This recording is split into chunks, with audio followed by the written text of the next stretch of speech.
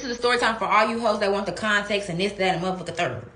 Because truthfully, honestly, obviously, if I'm talking to my parent like that, there is a reason. Because when you're born to unconditionally love your parent until they treat you wrong. So calling me disrespectful, In the video, I literally only say two cuss words, and after that, you don't see me cuss anymore. You don't even see me do all of the whoopty-whoppty like he's doing. Like, be for real.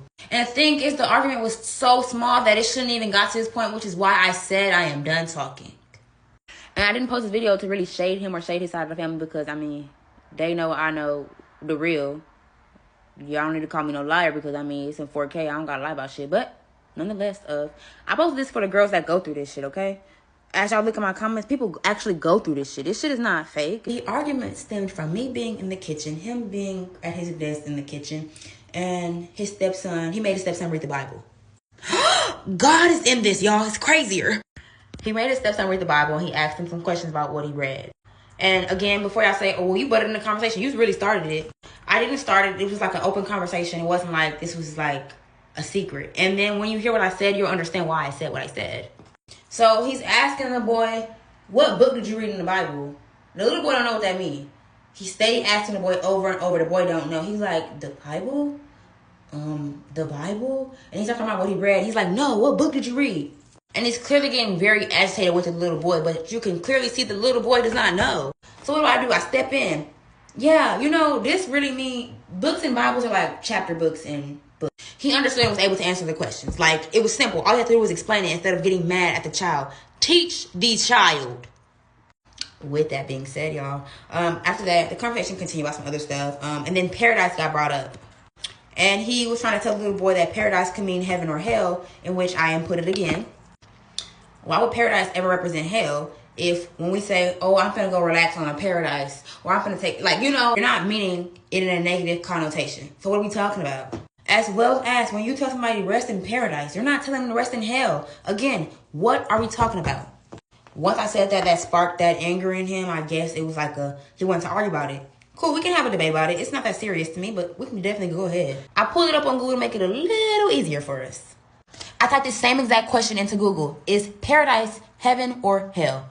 What do they say? It's literally right in front of y'all. And it literally says, rather than a place of torment, hell. What are we talking about? All I did was scroll down. They still gave you verses of where you can find this at. As what I did him one better, and I said, look at the synonyms for paradise. Oh my God. My phone was gonna die, but still what I'm saying is I, again, proved him wrong, and he did not like that. He's a man who does not like that, and especially does not want to be proven wrong in front of other people, which is why he pitched a fit. When I saw the argument was leading up to this, I stopped arguing for real. I walked in my room. When I was in my room, he proceeded to talk shit about me to the little boy, as if I couldn't hear him in my room.